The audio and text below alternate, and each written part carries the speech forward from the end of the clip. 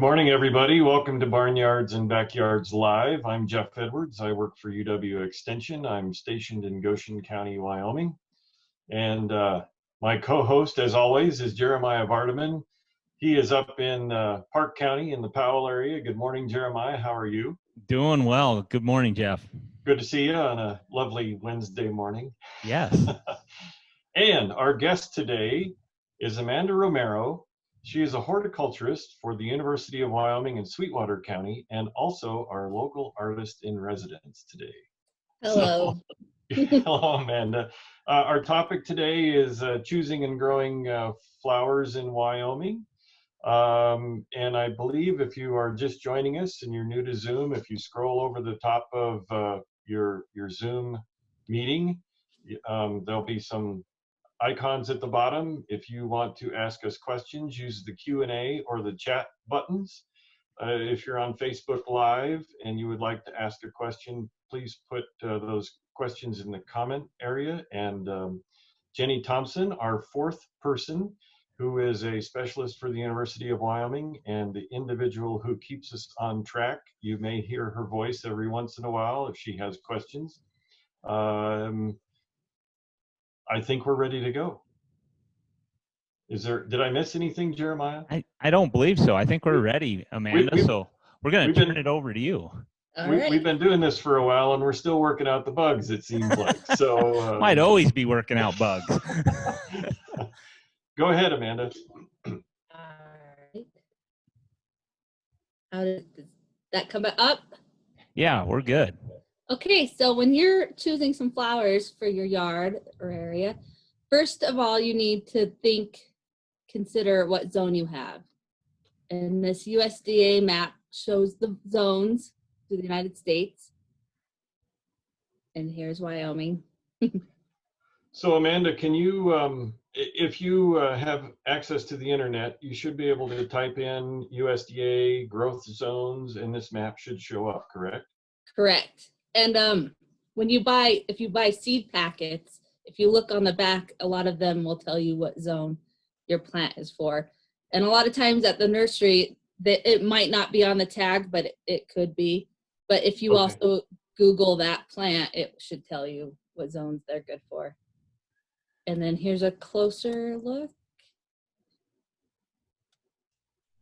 So just more in depth of the zones in Wyoming. A lot of blue. There is a lot of blue.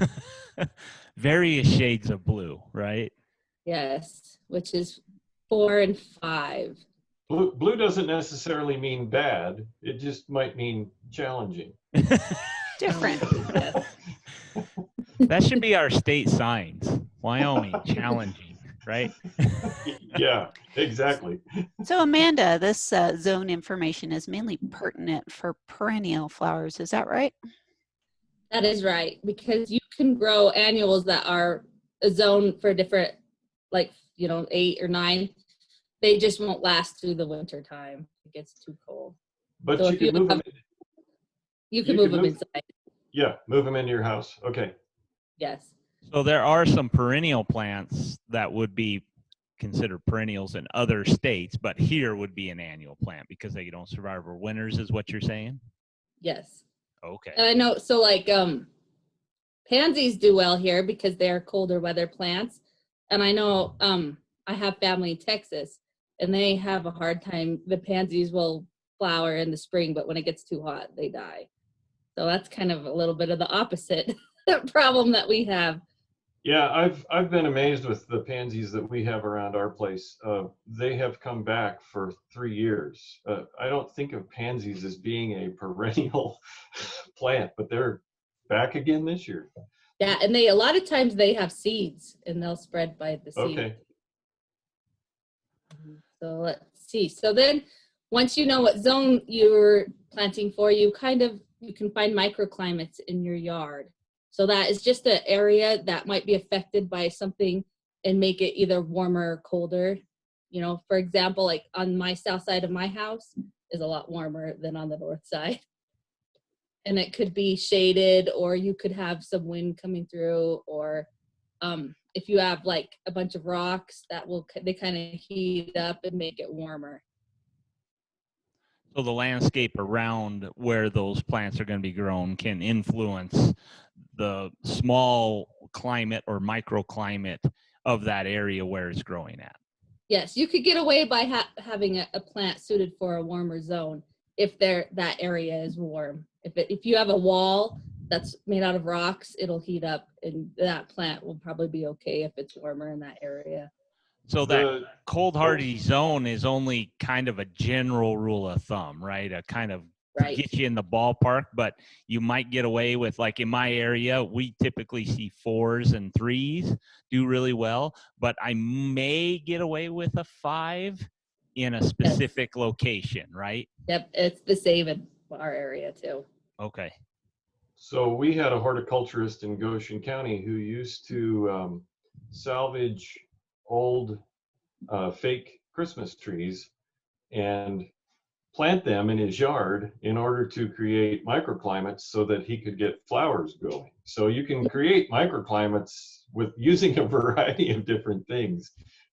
So whatever works to try to get different and warmer, tolerant plants to grow.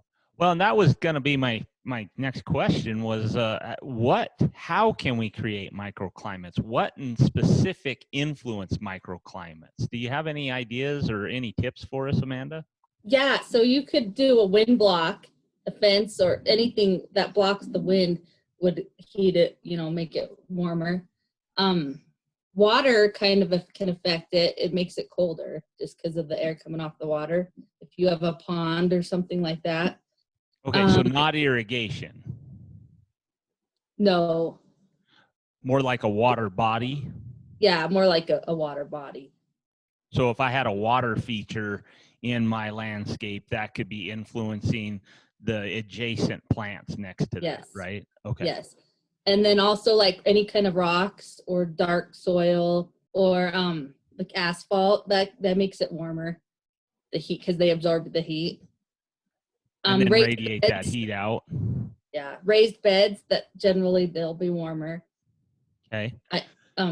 We went on a house call and the people had vegetables and they were in metal like feeding troughs. Mm-hmm.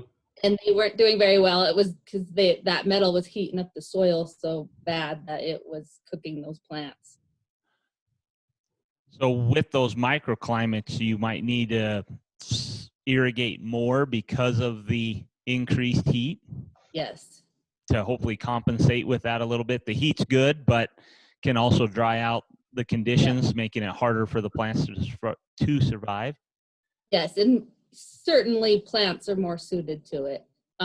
So like if you had cucumbers or tomatoes and it was a little bit warmer, it'd be okay. But if you're trying to grow peas, it would be harder for them to grow. Okay. And so I'm reading here on your slide, you also say that topography can influence microclimates. What about a topography? What do I need to think of with my topography that would influence it? So, like if you have a place that's sloped or lower, and maybe it doesn't get as much sunlight as like up on a hill. So the slope aspect, the direction that the slope is facing would influence that microclimate. So a southern facing or a southwest facing slope is going to be drier than a north facing slope, things like that. Yeah, and they're going to be warmer, south facing, east facing, probably be warmer than like a north facing slope. Now, and you got to think about on the side of your house, kind of, like the north side of your house, you probably don't want to plant plants that need full sun and are warmer. You would pick your south side or your east side. When I talk and educate on grapes, we talk about topography more in terms of where are you located on that topography. Are you on the flat spot at the base of a slope or a hill or mountain, right? Are you on the river bottom, or are you on top of the slope, or are you at the mid slope? And all those influence. And at least for grapes, I don't know for flowers, but it at least influences the air currents that move through that area and can bring you colder air or warmer air, things like that. Is that similar? Yes. So I have some peonies at my house, and the ones that are south, on the south side of my house, do a lot better. I have some that they're kind of on the east side, but there's a fence, so they're shaded, and they don't flower as much as the south side, the ones that get all the south sun. Amanda, we have a comment on Facebook on the zones. It's from Lois. They say, I've heard that we should buy plants that are recommended for a lower number zone than our own. That way, the theory is they will survive our more moderate temperature zone better. Yeah. I mean, you're definitely gonna have more success than trying to push something that, or like if you have roses, you have to cover them up a lot. If you don't want to manage them in the fall, you would probably stick to something at your zone or lower. Yeah, I guess I always think of that more in terms of trees that are longer lived and they're a bigger investment. And so I always try to go as low a zone as possible in order to ensure that all my investment won't go down the drain one bad year. Yeah, and if you're spending a lot of money on flowers, you do want to think about that. I've taken things back because they were for a zone way too high, and I knew they were expensive and it wouldn't live. Amanda, we have another question. Here on Zoom, a participant asked, I tried to create a microclimate for sage and it seems to have failed. I wasn't paying attention when I ordered them and they were a zone 6. I planted them on the south side of the house between the house and the driveway, then surrounded them by rocks. In the fall, I covered them with leaves. They were really beautiful all summer, so I was sad to lose them. What could I have done differently other than paying attention to the zone? I'm not sure. Zone 6 is quite a lot warmer. You really have to look at the temperatures that they have, that they could sustain through the winter. And it's just, sometimes you just can't keep things warm enough without a greenhouse or taking them inside. I guess I would say, besides the zone, yeah, getting a zone closer, maybe a 5 or a 4, but instead of doing rock around it, you could have done like a wood mulch, and maybe that would have kept it cooler, and then irrigated more frequently since you're between a house and a sidewalk. Just paying attention to that soil moisture would be the two things I could add to that. So then now is that all the questions? We have one more. Okay. So Daniela asks, how do you know where to position a windbreak? The wind that affects my plants tends to come from the west, but the actual parts of the plants that seem to suffer are on the east sides. We kind of know which way the wind is. If you have like a wind chime or something, you can tell. I don't know. In my yard, I can, you can just tell which way the branches are growing, like growing away from the wind. Oh. Yeah. Go ahead, Amanda. Sorry. It was unstable, the connection. We were able to hear you though. Oh, okay. Like using a flag or something, you could just typically see, which way the wind is blowing typically. At my house, it comes from the west. So, but the other part of the question is if she is creating protection, but then the damage shows up on the opposite side of that, could it be an elevation sunlight thing that's causing injury? You've got them protected then, but then you've also got other things that are going on too, right? Right. Yeah, at least my perspective for positioning a windbreak is typically where you get the most prevailing winds and protection of that wind at the most critical time that you want it. So a lot of times up in my area, we talk about windbreaks, and our most prevailing winds and most strongest winds are in the winter time. And so they're a north and northwest facing wind. And so if you're trying to protect your property or your house, you want that windbreak on the north and northwest side. However, if you're growing flowers, right, unless you're trying to create a microclimate in your yard to help them survive the winter, you might want that windbreak on a different facing aspect for the growing season. So our winds can change in the summertime. We can get some more eastern winds, that kind of thing. So wherever those most damaging kind of winds come at that critical time. So with flowers, you know, during the growing season of June, July, August, that kind of thing, try and figure out where those prevailing winds are damaging you the most. Is kind of how I answer that question best I could without knowing more. Yes. We have another question before we move on. The front of my house faces west, and we're in front of an open space, so we get the wind straight on the front of the house. Can you recommend a flowering bush for the rock bed that can handle the wind straight on? I think before we answer that, we need to know a little follow-up information. We need to know what zone that they're probably in or elevation that they're at. That would be helpful. Cheyenne. Rachel just chimed in and said, I'm in Cheyenne, so. I'm not sure. They're kind of mountainy, but the potentillas are kind of hardy. They need a little bit more water, though. So if you have a good irrigation system in place, those would be good. And they have usually yellow flowers, sometimes white or pink. Now the potentilla, is that the cinfoil? Yes. Yep. Okay. Yep, they're a pretty hardy bush. Nice, yes. Beautiful flowering bush too. And that's what came to my mind. Yes. All right. I think that's all the questions for now. Okay, so go ahead. Continue on, Amanda. Okay, so here's some examples of annuals. So these ones would just flower one season, and then sometimes they'll seed, like the snapdragons here in the middle, or this one, what is that? The rose, can't remember. But, and then the rest are petunias. So a lot of times they'll just live one season, and what I like to do with my yard, because I like to change things up, I usually grow perennials in my flower beds, and then I have containers where I plant the annuals so that I can change the colors from year to year, or just be kind of creative with my containers. But these are all examples, and petunias do pretty good here, and they come in a lot of different colors. And where do you put the containers? Are they out in your yard? Are they up on a deck? I have them everywhere. I have a fence. They're in front of my fence. They're on my deck. And then if I go out of town, a lot of times I'll gather them together and use a drip hose so that because they dry out fast. And then I just move them around. In the wintertime, I'll move them up on my deck, and they'll usually survive if we have a cold snap. And I just move them around.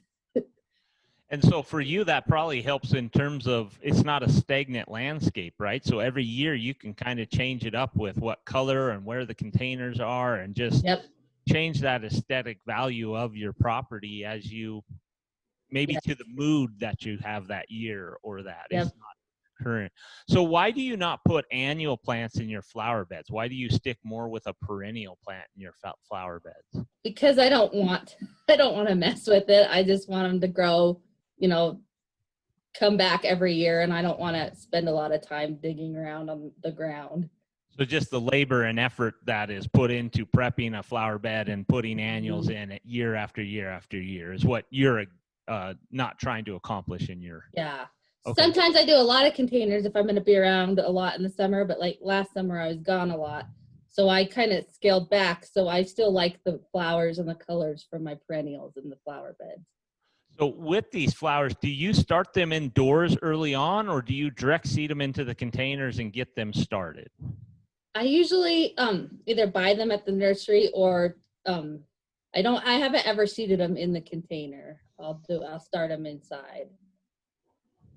But it's not impossible. You could start them in the container. Okay. Well, and so what time of year do you usually bring them out, plant them in your container, and get them outdoors? Usually the beginning of June. Well, I have already started some seeds in the house, and I might take them in and out a lot, but I don't usually put them outside unless, where it's pretty warm. Right. And we should probably mention, where are you located at, Amanda? So I'm in Sweetwater County in Rock Springs. So it might be a little different for some of us. So most of Wyoming, we're going to have that, right? Until the middle to end of May, we always have a % chance of frost, which could, depending on the annual flower, could kill the plant, right? Just one nip and it's done. Yes. But so for you, a general rule of thumb is the 1st of June is when they can go outside, maybe live outside and not have to come in and out of the garage or come in and out of the house. Yes. Do you have sorry. Is that Jeff? And being in Sweetwater County, by the end of September, you're done, right?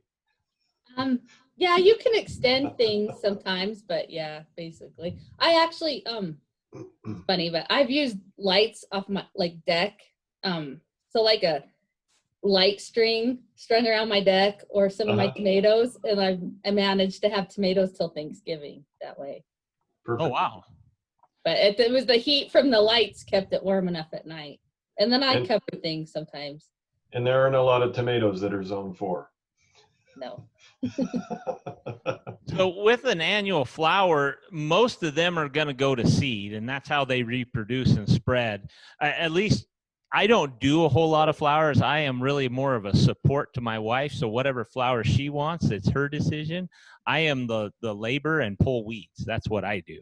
But with these annual plants, do you ever have a problem where they cast a lot of seeds and then become a weed problem within the landscape, or maybe it's beneficial that they reseed themselves and less labor next year? Is that a possibility? Yes, and it depends on what kind of look you're going for. I've definitely had the blue flax come up where I didn't want it and was pulling it. But if you want more of a wild look, you can just let it go. A lot of things will reseed. My mom has a whole corner of cornflowers and blue flax and things that just come back every year, hollyhocks from seeds. Jumping back here, Amanda, there's a question from Jenny. I missed the part of the call where you discussed zones. What zone is Cheyenne in? Let's go back and we can look. I'm thinking they might be in 5, but I would say a 5-4, but a little warmer than we are. That's off the top of my head. I wouldn't trust it. That's Sweetwater. Let's see. Yeah, it looks like they're 5A. So, yeah, probably 5A over here. A 5 or a B. You're in the banana belt of Wyoming. Yes. If there is such a thing, right? I don't know. It's pretty windy here. We say banana belt, is. but we can't grow bananas. So yeah, it's 5A, B, or B over there. They're pretty warm. I think I've noticed they have quite a diversity of plants there in Cheyenne. The zinnia, we had a question on zinnias. They had a question as to whether they're hardy in the wind, and they're in zone 4B. I think zinnias would do good in the wind. They're pretty hardy, depending on what variety you have. Thank you. No problem. So, do we have any more questions about annuals, or I'll move on to biennials? Yeah, let's move on to biennials. Okay. I just put the hollyhocks in here, and the biennials usually grow one year and then flower the next year and then die. And then a lot of times they'll come back from seeds. So I threw in this hollyhock.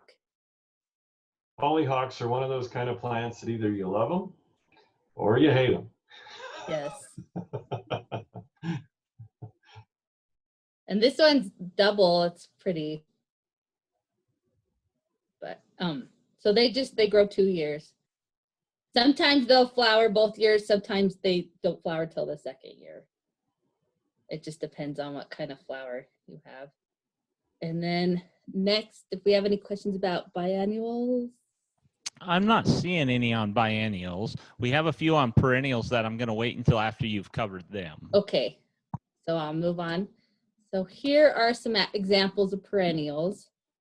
And some are vines like this clematis or the delphiniums. And then I guess the sunflowers are kind of annuals, but I have them come back a lot from seed. I guess that one shouldn't be in there. But they come back every year.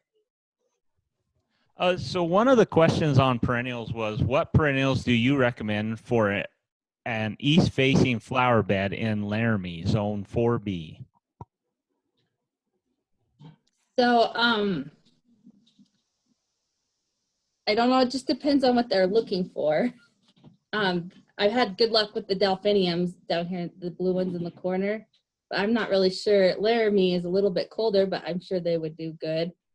The cone flowers. So your east-facing beds, you can grow a ton of different flowers in Laramie. Really. Unless you have extended shade there for some reason, that's usually when you need to start considering, you know, what your exceptions are. But in general, a lot of flowers will do really well on the east side of structures in Laramie. Right. Is there a list somewhere of what flowers to consider and for that east-facing flower bed? There's a good list on the extension, and then did you say, Jenny, there's some on the barnyard and backyards page? Yeah, I was going to pull that up. So this is our Barnyards and Backyards webpage that's on landscaping. So you can see there's a bunch of different articles, but there's also a lot of different publications. And some of these publications, including this one, which was Landscaping Herbaceous Perennials for Wyoming. And so when you flip through it, you can see, sorry if I'm making you sick by moving things quickly, but they have some lists in here that lists different types of flowers and which zones they do well in, the elevation they can be grown up to. So they give a lot of useful information for those that are choosing perennial plants. And we also have a similar one that's on annuals, flowering annuals for Wyoming. So it provides another good list so you can flip through and see if you can find things that'll suit you. Great, and we'll have that on the Barnyards and Backyards website. It's already there, but we'll also attach it to this recording as well, so people can look that up later. Yep.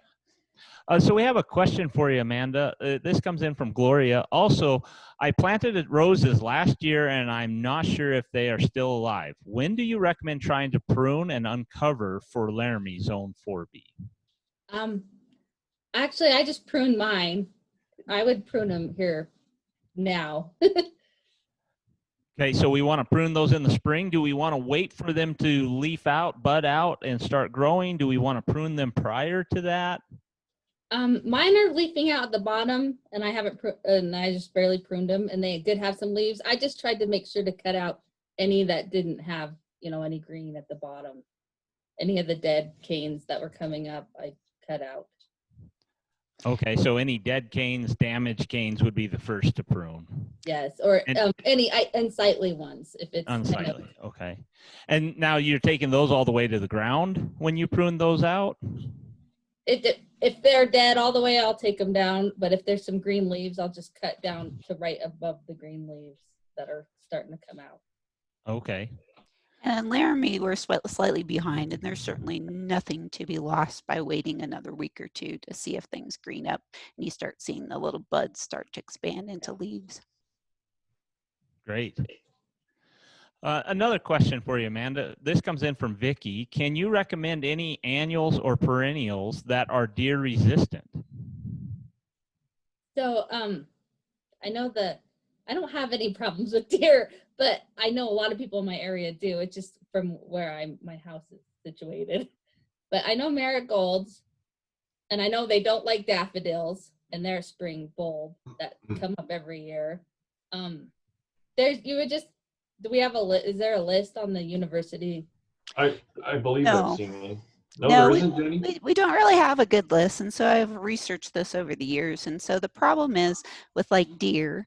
So apparently they have regional tastes. So you'll have deers that don't like certain plants in some areas, and then they'll eat them in other areas. It also depends what kind of year it is, how desperate they are for food.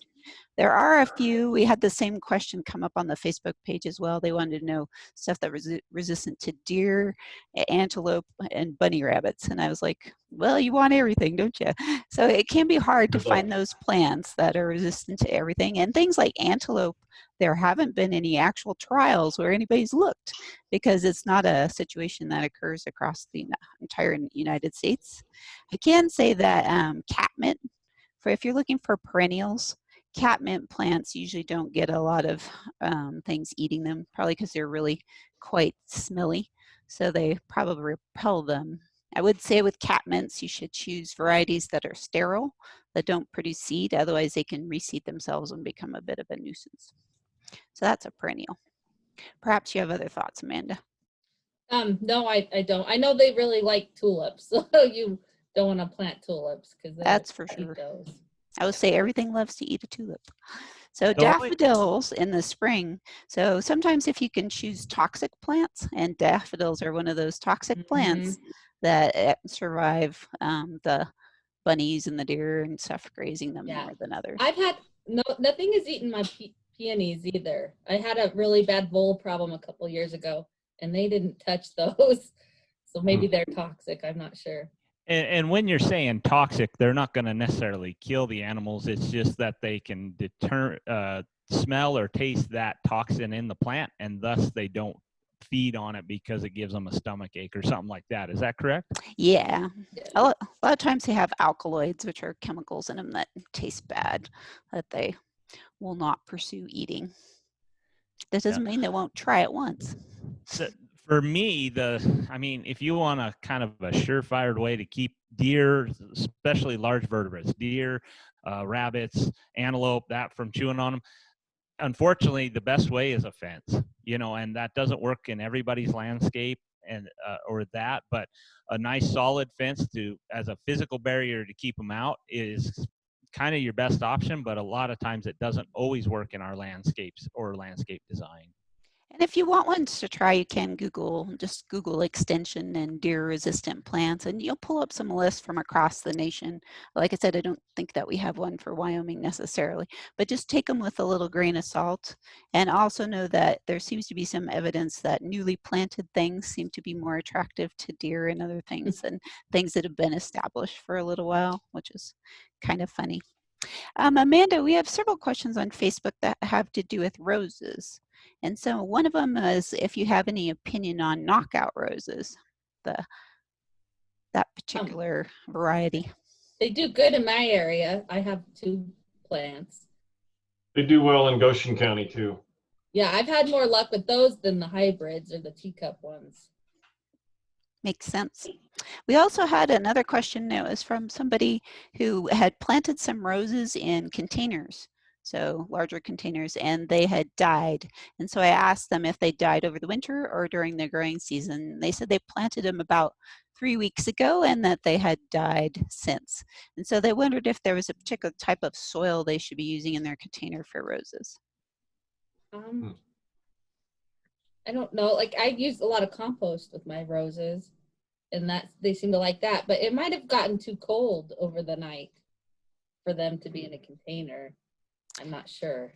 That was my question, whether I asked them whether they'd gone through the winter, because one of the things about planting plants in containers that are perennials is that they become much more cold than when they're in the ground. Yeah, they might have gotten shocked by, they had been heated and then out in the container, they weren't protected like they would be in the ground. So maybe it's something they should try again to see if it works when things are a little warmer. I had some little roses in containers last year, and I planted them in the ground, and I've noticed they have come back. But they're protected in the ground through the winter. Speaking of things that get our plants, we had another question on Facebook they were wondering if there's any hail-resistant flowers. And so I had some thoughts on that, but I wondered if, Amanda, you have some thoughts. No, I don't know that there would be. Just, flowers, I don't know. They just have to be protected a little bit.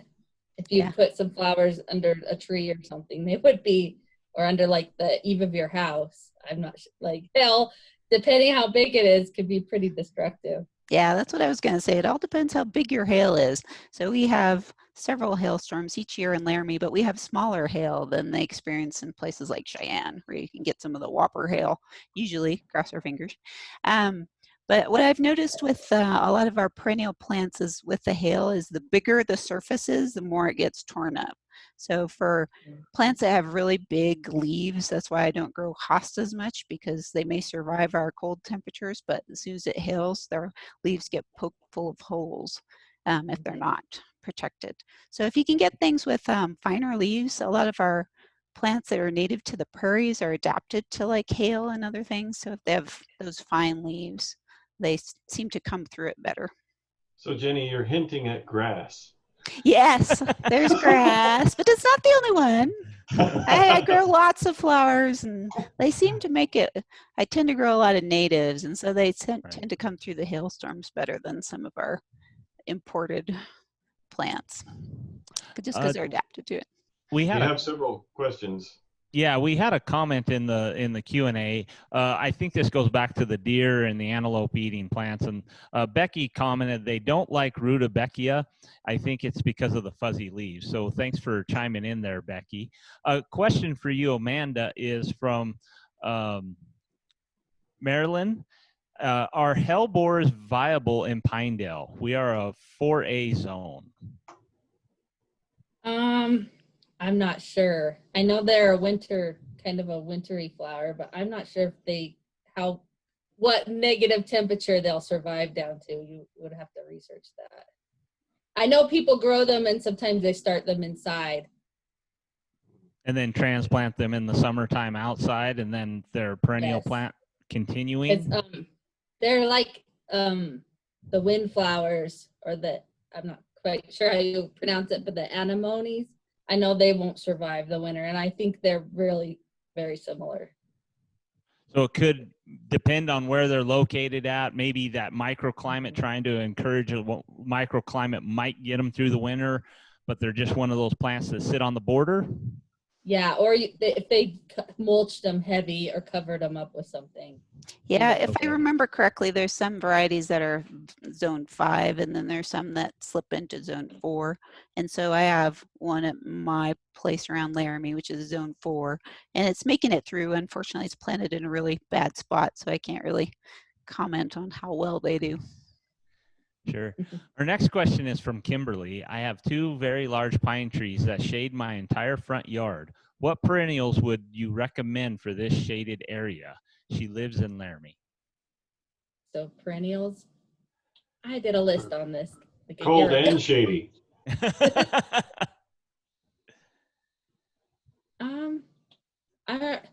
I have a list somewhere. I could, if she leaves the email, I could email her the list. Because I looked this up for somebody like a year ago. Jenny can post it after we're finished too. Yes, I can. And you also might want to be clear whether they really are pines or whether they're blue spruce, because it's a different ball game. With blue spruce, it's a lot tougher than pine trees. So well, and I think what Kimberly was asking is, what perennials would you recommend to plant in the shaded area that the trees are creating in her front yard? Oh, okay. So perennial flowers is how I interpret that question, and hopefully I'm interpreting that correctly, Kimberly. If we're not, she can correct us. Yes. We always need correcting, right, Jeff? That's right. Yes. So we'll kind of wait for Kimberly to maybe respond to that to give us a little clarification. I'll move to the next question. Getting back to knockout roses, this comes from Gloria. So are knockout roses the best to plant in 4B, or do you have other rose variety recommendations for Laramie? I'm not really sure about Laramie, but I know they're more hardy, so they would be easier to keep alive. They are the ones I've had the most luck with. So there's some in the Canadian, it's called the Canadian Explorer series. They come out of Canada, as you might guess. And so they're a little tougher. So that's one you might want to Google to look at for ones that do better in Laramie. And then of course you see, if you travel around Laramie in early summer, midsummer, you'll see some of our Copper Queen and a couple of the other type shrub roses that are growing everywhere. Their limitation is they do super well here, they'll survive, but they bloom for a short period, and once the bloom's over, it's all done. So those are a couple of good types if you want a shrub type roses. So we have a clarification question from Kathleen. What are knockout roses? Are they a variety? Are they a type? What are knockout roses? I think, well, they're a type. There's more than one color, so it's not just one variety. But they're, I've seen dark pink and light pink and red, and they seem to have like a smaller, almost like they can grow like a shrub, and they have a little bit smaller size rose, at least the ones I've seen. But they have quite a few roses. Instead of being like a rose on a single stem, there's quite a few, you know, they're more like a shrub. They're kind of like a series of different, they're all part of the same breeding program. There's a series of roses with similar characteristics. Okay. Kathleen has a follow-up question that says, are they like old-fashioned roses? No, No. the old fashioned have the bigger flower and they're like tight kind of, and then just big. So these would have a smaller flower on them, Yes. these knockout roses. Okay. Yeah. Yep. Getting back to Kimberly's question, she said, yes, I'm interested in what perennial flowers would work best in her front yard where the shaded area of the blue spruce trees is. It's tough. It's tough to grow things under those blue spruces. I know I did have a lady call me and I came up with a few things and I could email them to her. But I know it's just hard with the needles kind of affect the soil and everything. It's just tough to get them to grow under those spruce. I haven't had any luck with that. I don't know if you guys have. They take a lot of water, and the spruce trees take a lot of water and rob from everything else that's around it too. So that's Yes. that's part of it. Yeah, their roots kind of are shallow too sometimes. Yeah. So I've killed off a lot of plants trying to plant plants under spruce trees, more in the spirit of experimentation. And that's the main problem, is they have really fine root system. If you take a little trowel and dig down in your roots, you can see it's just covered with a mat of little roots. So what I had the most success with was kind of digging up an area, planting stuff, and then after it gets to a certain point, it won't grow any longer because it's like it's growing in a pot because the spruce is pulling so much of the moisture and stuff away. There are a few like kinnikinnick and some native plants that can take shade. The problem with the spruces is it's shady and dry. And so you can grow a lot of plants in shade as long as it's shady and moist. There are a lot of plants that are adapted to it. But the spruce with it being shady and dry is a tougher combination. So could you plant, so you're saying you could plant some flowers further away from those spruce trees and try and get away from the root system of the blue spruce trees, and they could survive and maybe do well under the shaded conditions, but just not in direct competition for moisture with the tree, correct? Yes. But you're going to probably struggle to get far enough away from the blue spruce trees just because those roots are going to extend quite a distance underneath that area. Yep. So Jenny, you've donated a lot of plants in the name of science to. Yes, I've supported nurseries across our region by planting and killing plants, along with the ones I raised from seed, which is even. I think that's a great question that Kimberly has, and I guess I would expand on it of what flowers do really well in a partly shaded or an all shaded area, maybe not even under trees, but maybe on the north side of my house or on the north side of a structure, a shed or a shop or something else, a fence that can tolerate those shade conditions. Bleeding Heart is pretty good in the shade, and they're perennial. I think Cannabelles, I'm not sure what the scientific name is, or coral bells, maybe that's better, but they have different kinds of foliage and flowers, but they do good in the shade. This goes back to that last question. I think that the lady that I was helping out, what she ended up doing under her spruce tree was she mulched it, and then she put some plants in containers, and then to give it some color so that the plants weren't competing with the spruce tree. Okay. And then she could move the containers, as she needed to. Yeah, great. We just had a comment here from Gwen that said maybe consider placing containers or raised beds in the places in those parts of the yard, and that might help. That's an awesome idea. The raised beds, the only thing is eventually your spruce roots will probably try to infiltrate them, but the containers, that's a fantastic idea. So maybe we need to get back to your PowerPoint, Amanda, but if you're kind of done with your PowerPoint, I got some other questions that we could start jumping into. I had a few more pictures of flowers, but I'm up for answering questions. I don't care, whatever. Let's finish out your PowerPoint, and Okay. and then I can hit you with my questions. Okay. So here were the perennials, some examples. Is it on there? Oh, I can't. Yes, it's showing. Yep. Okay. So what are those flowers? I'm not familiar with all of those. So this one in the upper left corner is euthanasia or coneflower, and then these are delphiniums. I don't know the scientific name for this, but Indian blanket, the daisies on the bottom.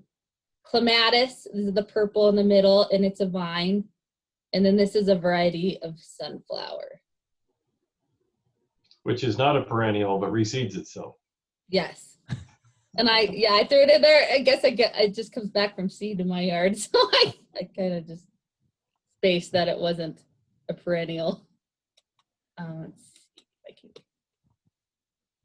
Oh, I'm not sure, but it's not moving, the PowerPoint. It's not moving on our end either. Okay. Let me try sharing mine out. Okay.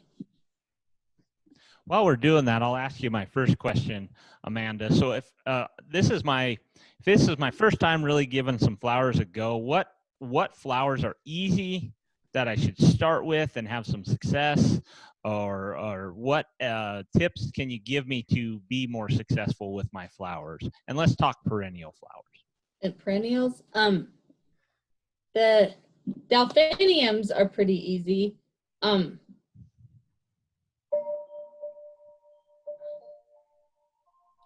I'm not sure. It kind of goes to what color and what you're looking for. You know, if you're looking for pollinators, you know, there's that list of pollinator flowers. And that magazine that had a lot of good ones. The euthanasia is hardy. I would just start with the list off the, one of the pages. Maybe kind of look them up to see what you like or what you're looking for. Mostly off of color or structure or height that is what I need to be looking at and trying to select for? Yeah, kind of what you looking for. Can we move the screen? Let me see. Sure. Just tell me when. Looks like mine's locking up too. Isn't that nice? So which slide would you like to be on, Amanda? So these are perennials, and they're more spring flowering ones. These are the daffodils are up at the top in the middle. So those were that deer resistant kind of we were talking about. And then the rest are tulips, and then up in the left is allium. And I think that's probably deer resistant too, because yes, they don't like that. It's so in these the are onion all family, so it's pretty stinky. And these are all perennials, right? Yeah, they come back every spring.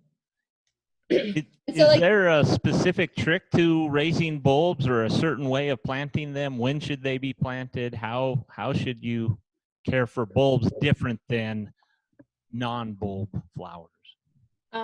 You can plant them in the fall or the early spring.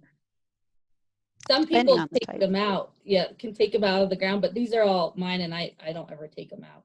I just, give them some compost in the fall and, a little bit of fertilizer through the summer, and I've had really good luck with them. They do. Why do you want to plant them in the fall? Because they need a little bit of a cold snap sometimes. Some of them do. They need a little bit of a cold to Such as flower. your tulips, they can't grow them in the south and have them bloom because they don't undergo the chilling period they need to form the flower. So they'll grow as leaves, but they won't actually bloom. So that's one of those things we can celebrate being a cold place, is that bulbs do well. So the bulbs need to go through a vernalization process to trigger flowering, is what you're saying? Yes. Some of them. Ah, that's cool. Is it Cana lilies that need to be dug up because they won't overwinter? Yes. And Okay. amaryllis too. Okay. If you ever had amaryllis. And stored someplace that they don't freeze. Yes. So here's some perennials. Here's the coneflower back here in the corner, peonies and delphiniums. And then this one is a yucca. Columbines do good here too. You have them in your screen that's back here in this corner. But I got behind me. Yep. Are columbines a shade tolerant perennial? Yeah, they do good here. They're cold hardy. They do flower and spread a lot though if you don't like pulling them. That's what I was going to say. They tend to reseed. Yes. And then they'll cross with each other. So sometimes the flower color changes, which bothers some people, but just depends what you like. Yeah, I have boring white ones. I like white. Yeah, I like white too. And so this is more of a like wild, like kind of, sometimes it's kind of what look you're going for. This is kind of wild, just grown in the ground seed, and it just comes back. There's California poppies. I think it's called Russian sage, the cone flowers, some yarrow. That Russian sage, is that the purple in the background of the photo on the left? Yes. Okay. And it gets large, so you would want it in the back. You wouldn't want to plant that in the front. Or in a large space? Yeah. Okay. And then there's some delphiniums in there too in the back of one picture. So is there any rules or any guidance that you can provide when it's applicable to mix annual flowers with perennial flowers? Or is that just a no, don't even go down that road? Whenever you want to. And then how big they get. Or how invasive they might be? Yes. Okay. Yeah, if you don't want things taking over, you kind of have to do some research and make sure. A lot of it depends like how much room there is, how much sunlight there is. So you can plant annuals around lots of perennials, but if the perennials are all crowded together, then the annuals aren't going to have much of a chance because they don't have access to the resources they need to grow. So it's more of those kind of judgments. There's nothing inherent in annuals and perennials that means they can't live together necessarily. Okay. So it's just understanding the different species or different varieties that you're putting in there and how they can maybe live compatibly in that same space. Yes. These are awesome. Are these out of your garden, Amanda? Actually, it's my mom's neighbor. She has a beautiful yard. I like mine a little more manicured. Yeah, I like that look though. Mm-hmm. So we have another question. This comes in from Kay Riemann. I made the mistake of planting yarrow and it went crazy. Any tips on how to properly, effectively keep it contained? Yes, don't plant it. I have some of my grass I pull out every year. So it just seems to be one of those types that just spreads pretty prolifically. Yeah. Yeah, you can see it in the picture on the right, this is on my right, the white flat top flower it is there. Yes. Yeah, that's a spreader. There are a few types of yarrow that don't spread as much, and so they're pretty variety dependent. And so there's one called moonshine yellow that's more of a clumper. Most yarrows are spreaders. They run underground and they spread by seed. But that moonshine yarrow tends to clump more. It's in Laramie, it's kind of iffy. It'll survive for a couple of years and then it snuffs out. But I can see it surviving longer in some of our warmer parts of the state. And then there's another one called gold plate, the yarrow, that tends to be more a clumper as well. It will reseed a bit, but it doesn't seem to run like the usual variety of yarrow is a runner.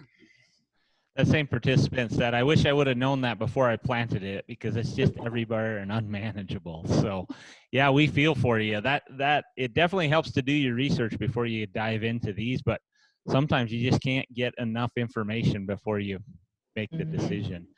So there's a comment in the chat box that said, I learned the other day that annuals tend to need more water versus perennials. So depending on the watering schedule, they may not look at as healthy as perennials. This is typically why larger plantings in cities tend to not be mixed with the two.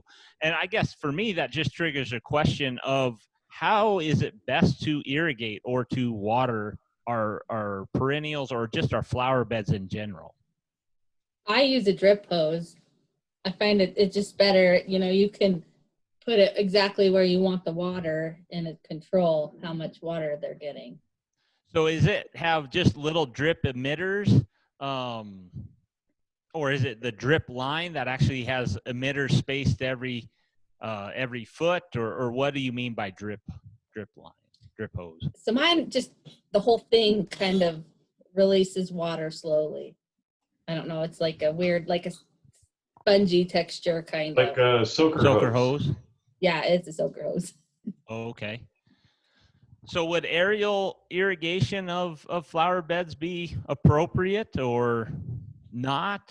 So when we talk with vegetable gardens, like aerial irrigation kind of is a no-no if in terms of disease and canopy humidity. So is that the same case with some flowers? You could run into some problems if some flowers don't like to have wet leaves and stuff, but it would, I mean, I've seen people water and they're just fine. My problem is I have the wind and it just blows off the flowers, so I just have better luck with, I find I waste less water with the soaker hose. And if you have a mass planting of things, then you. Uh-oh, I think Jeff froze up on us. Yeah, sounds like it. Well, we'll get your thoughts when you come back to us, Jeff. Yeah, so I would imagine that the surface irrigation would be the best way. However, that can be managed in your own landscape, a nice soaker hose or some drip tape or drip line that can be ran through the beds. Do you have any suggestions, Jenny? As far as irrigation, different types, I was looking on Facebook at questions. So you can do whichever way suits your lifestyle. So the soaker hose is fantastic. The drip systems are fantastic. They certainly save water and kind of put it exactly where it's needed. But if all you have to work with is a sprinkler, sprinklers will work fine too. It just depends on the plants that you choose and how much water they need. So there's a comment on the annuals about needing more water, and some of them do. But there are also annuals you can choose that don't need as much water. It just kind of depends on the plants that you've chosen. So I tend to choose ones that are kind of water-wise, don't need a lot of water, perhaps partly because I'm lazy and don't want to water them. So we water ours with sprinklers, and also with my husband is willing to stand out there with a hose and spray them, and it's kind of relaxing for him. So he does that with some of our plantings as well, and that works good too. So he enjoys doing that, the hand water. Yes, where I do not. That's good. Jeff, you might be back. I'm back. Did not catch your comment. I'm sorry. And it's gone away, so we might as well work on other things. Okay. Well, Jenny, do you have any other questions in the chat box there? Just a minute. Let me get over there. So Okay. we had various comments that we talked about. We were talking about on Facebook Live, and so there were some suggestions given for deer-resistant plants. One of our folks who's in your area mentioned that folks should look for plants with bitter flavor, thorny stems, strong scent, or unappealing texture. Mhm. So some of the perennials that deer don't like around where she lives are Russian sage, black-eyed Susans, perennial salvias, irises, sunflowers, lamb's ear, catmint, coneflowers, bee balm, coreopsis, yarrow, lupin, poppies, and others. So that's some good thoughts. That's a good list. Yeah, that is. They did. I would agree. Yeah, I agreed with all those too. That's why the really like yarrow irises. spreads. That's why the yarrow spreads so well. The deer don't eat it. Yeah. Yeah, that's very true. We did have a question on how dahlias do. So that's something I'm not familiar. And the person who's asking about it is in Casper. I've seen dahlias. I haven't personally grown them. I guess I did have some in a pot before, but they didn't last through the winter. They do okay, and depending on the variety, you just have to check that zone. So that's another one of those ones I think is that one of those ones where you dig it up and bring it in during the winter? Yeah, and they have like tubers. Yeah. So it depends how much work you're willing to do for dahlias. We had another one that was asking for suggestions for flowers that can withstand the wind around wheatland. And so I sent them to those 2 publications we showed earlier, because a lot of those plants listed on there are pretty wind resistant. Since we're recommending for Wyoming, they have to be wind resistant. Yeah. For a lot of our areas. Those are called grass again, aren't they, Jenny? Yeah, that's one of them. But well, I'd imagine there's going to be, they need to be kind of a low growing characteristic of the flower, right? And not, again, getting back to Jenny's comments with the hail, is just not as broad of leaves. Is that a good statement, Jenny or Amanda? Yeah. Yeah, it kind of depends. Sorry, we're always saying it depends. So with the wind, there's just a ton of plants that do well. Personally, I grow in a kind of wind tunnel, but a lot of our wind where we're at occurs during the winter. So that's our windiest season. And so for things to survive that type of wind, if they die back to the ground, my thought experience has been, or they're really low to the ground, like their leaves in the winter, then they survive better. Because I think it's more the desiccation. They're being dried out by the winds in the winter. And so that kills them more plants for me than the cold does. It's the drying out of the wind in the winter. So during the growing season, it's not quite as much of an issue. Well, and it gets back to our earlier comments where we were talking about creating a microclimate. And if you can prevent that wind somehow from directly blowing on those plants, they will survive better, longer, have better odds at surviving in your house anyhow. Very true. And you don't underestimate the value of taller perennial like little shrubs or things like that Russian sage and the catmints and stuff that grow taller. They can act as windbreaks in themselves. It doesn't always necessarily have to be trees. Or a fence. And I was going to say, you don't necessarily have to stop the wind completely, right? You just need to put enough obstacle in the way to slow that wind up, to change its direction so it's not as intense.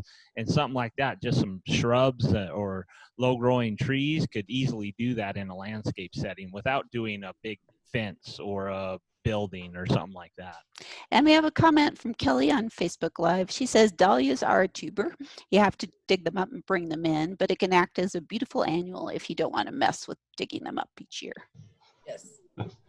Same with gladiolas. My grandma used to dig them up every year. Yeah. So I have a question. We haven't talked about fertilizing yet. So for flowers, is there a recommendation for fertilizing flowers? Is there a difference between fertilizing annuals versus perennials? What are your thoughts? Sometimes there is, sometimes they need different requirements, but I think just the all-purpose flower one, that's all I use, and I haven't had any problems. I intermix, it kind of depends. I intermix things. I have vegetables next to flowers, next to annuals and perennials.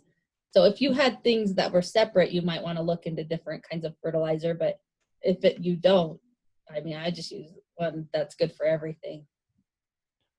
So you'd probably want to look into a soil sample, a soil test to kind of maybe direct that maybe per flower bed or per area of the landscape. From my perspective, your perennial plants, you're going to want to have a balanced nutrient application, maybe a 10-10-10 or a 20-20-20. Especially those perennial plants, they need quite a bit of phosphorus for their root development underground. So you want to have good phosphorus. Annual flowers, I'm going to speculate they're like most annual plants. They might not need as much phosphorus. So what is ever natural in the soil might be enough for them because they have a very small root system. They don't get very large. They don't have to live year after year, so they don't need the phosphorus. So you can kind of favor more of a nitrogen-based fertilizer for those ones, I would speculate. But to know how much to apply, we definitely want a soil analysis to maybe direct that a little bit. And as Amanda said, it definitely depends on the type of plant. So there's some of our native plants, they don't like fertilizer very much because they're adapted, the ones from the western region are adapted to our soils, which are very low in organic matter usually, depending where they're growing. So as she said, it really depends on the plant. So those native flowers, Jenny or Amanda, are they need native conditions almost. We can't really pamper them too much with a lot of organic matter, a lot of fertilizer, a lot of water. Yeah, that can be the case, but there's also other ones that are, so I shouldn't have stated it quite so definitively, because there's some that are really adaptable and they'll take every little bit of whatever they can get and grow even more. So it really depends on the plant. So there's some that don't like it so much, and there's others that are fine and more, have more variety in them. Right. Any other thoughts or questions that we have not covered? A lot of times it's just an experiment. I don't know. I experiment every year with different plants and areas. I do too. Sometimes you have to move things around and just, you know, see what works best. Or just find where it does best.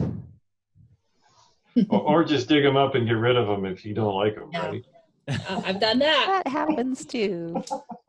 And my favorites tend to change from year to year. I'm like, well, that's my favorite flower. Oh no, well, that one is now. So I'm fickle. Well, great. Anything else for us, Amanda? I can't believe an hour's already gone by. These shows just seem to get faster and faster. I must just enjoy them more and more. But is there anything else you can leave us with, tips or ideas of flowers? No, you can always get a hold of your local extension. I mean, I have lists on the computer, and I'm open to helping anyone if they email me or call me. Great. I Anybody, appreciate it. and I know we're doing other places in Wyoming, so your local extension office horticulture person would be able to help you. Great. Well, thank you so much, Amanda, for taking time to join us on the show. It's been fabulous. I think the best comment I heard is just play, right? Experiment, try some flowers out. Yes. Don't take our word for it necessarily. Hey, if you're interested, give it a shot, you know? Yeah. And you gave us a great suggestion. Reach out, find some local resources. So with that, I think we'll wrap up the show. Jenny, if you can share our web pages as we've talked about for everyone that's out there. We want to let you know that the Barnyards and Backyards website, we talked about it through the show. That's where this Barnyards and Backyards live show is being hosted. Here's the URL to find that website. On that website, we have a list of future shows that are coming up. So if you want to join us again and know what the schedule's looking like, please join us again. Also, shows like this one, we're recording them. Once they're done recording, we will post them back on that website, and you can find those and get them, rewatch them, share them out. And then the resources that we shared throughout the show, we do the best we can to link those right there at that same site, so you can pull and download those materials and information. And as Amanda said, please contact your local extension office. Those people have probably some better knowledge of how to grow certain flowers or certain plants in the area. They have some resources that they can share. We have an extension office in every county and one on the Wind River Indian Reservation. This is the website to find your local extension office if you're unfamiliar with that. The other thing that I'd like to mention is we need to hear from you. We'd like to have some feedback on our show, how we're doing, what we've done for you, how can we help you better. So there's an evaluation, and Jenny Thompson has thrown that out on Facebook in the comments section. So if you have time, please click on that. You will also be prompted after this show is done, and for those in Zoom, you'll be prompted on your internet browser. So if you have a chance, please let us know. Fill that out. It's a very short, simple survey to do. With that, I'm going to say goodbye and have a great Wednesday. Thank you so much, Amanda, for being here. Thanks, Amanda. No problem. It was fun.